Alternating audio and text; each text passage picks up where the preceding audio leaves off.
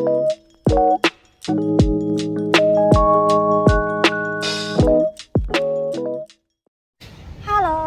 大家好，我係 Liva。咁今日我哋嚟咗呢個嘅深圳創意文化園啦。咁我嚟睇一個我哋一日嘅 vlog。咁我哋而家等我哋回顧一下我哋成個下晝嚟做緊啲乜嘢啦。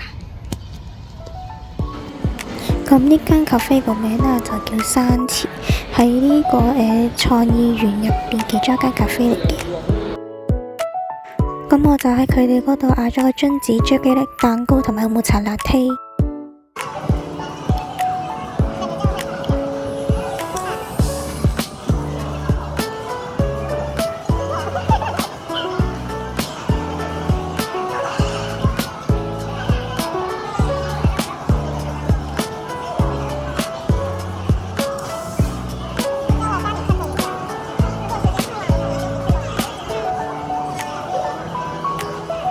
打大髀型我前你哋食先。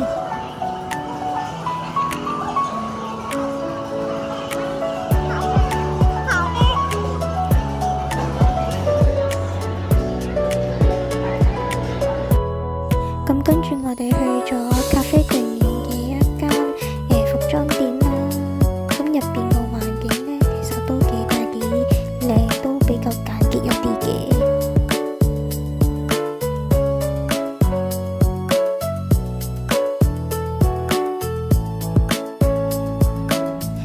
除咗手袋包包之外，都仲有好多唔同款式嘅衫，例如裙啊、上衣之類嘅。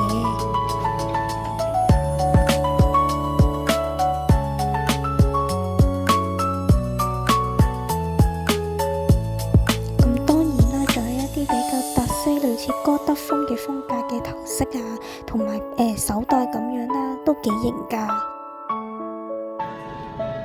咁之後喺佢哋間鋪咧，就求其揀咗一套裙同上衣啦，去試下穿搭嘅。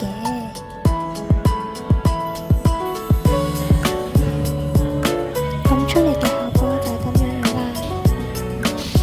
其實當時嘅天氣都唔係話特別差，只不過有間咗啲陣雨，都唔會影響我哋嘅行程嘅。咁我哋去咗一間鋪頭咧，入邊好多買好多唔同嘅首飾啊，例如髮夾啊、戒指啊、耳環之類嘅嘢，都好多姿多彩。咁我都發現咗，除咗買衫之外，首飾啦，佢哋都買咗好多唔同嘅帽啦，有啲係適合露營嘅帽啦，咁都其實都幾有特色風格嘅。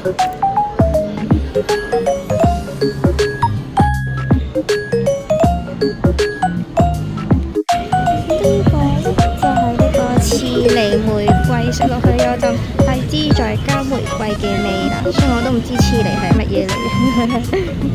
粉絲絲食。